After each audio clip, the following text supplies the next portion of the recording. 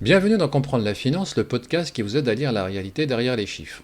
Depuis plusieurs années, la France prépare une transformation majeure, la généralisation de la facturation électronique. À première vue, il s'agit d'une réforme technique presque administrative.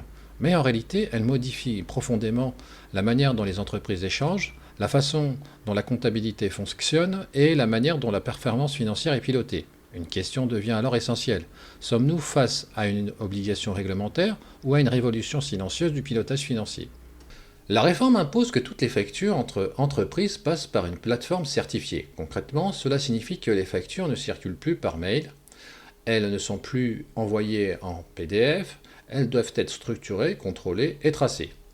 Trois types d'acteurs entrent en jeu. PDP, plateforme privée certifiée, PPF, le portail public de facturation, OD, les opérateurs de dématérialisation. Chaque facture devra être émise, transmise, validée et enregistrée dans un format standardisé. Autrement dit, la facture devient un flux de données, pas un document. La réforme s'applique à toutes les entreprises assujetties à la TVA en France sans exception. Micro-entreprises, TPE, PME, ETI, grandes entreprises.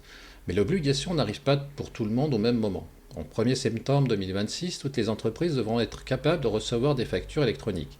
Les grandes entreprises et les ETI devront également émettre des factures électroniques. Au 1er septembre 2027, l'obligation d'émission s'étend aux PME, TPE et micro-entreprises. Alors pourquoi la réforme a séduit l'État et inquiète les entreprises ? Sur le papier, tout semble bénéfique. Réduction des fraudes, meilleure traçabilité, automatisation comptable, accélération des délais de paiement. Mais pour les entreprises, la réalité est plus complexe. La réforme impose de revoir les outils, de repenser les processus et parfois de transformer l'organisation interne. La facturation électronique n'est pas un projet informatique, c'est un projet de pilotage, de conformité et de transformation opérationnelle.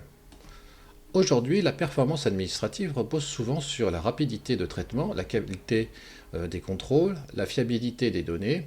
Avec la facturation électronique, ces indicateurs changent. La performance devient visible à travers le taux d'automatisation, la qualité des données transmises, la capacité à réduire les litiges et l'amélioration du DSO.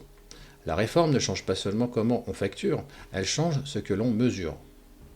Les trois illusions de la réforme. La première illusion, c'est juste un changement de format. Beaucoup pensent qu'il suffit de passer du PDF à un format structuré. En réalité, cela implique de revoir les circuits de validation, fiabiliser les données clients, harmoniser les pratiques internes. Deuxième illusion, la plateforme fera tout. Une PDP ou un OD ne corrige pas les erreurs de saisie, les incohérences de données, les litiges commerciaux. Une plateforme n'automatise que ce qui est déjà propre.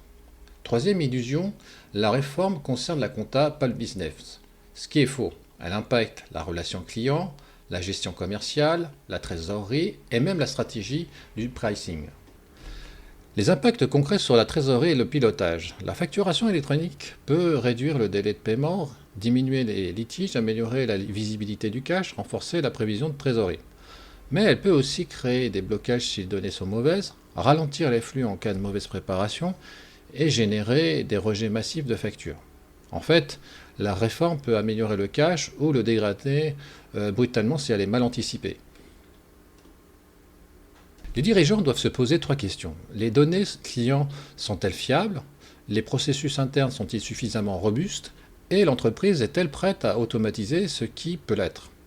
Parce qu'au fond, la facturation électronique n'est pas une obligation, c'est une opportunité de simplifier, automatiser et fiabiliser le pilotage.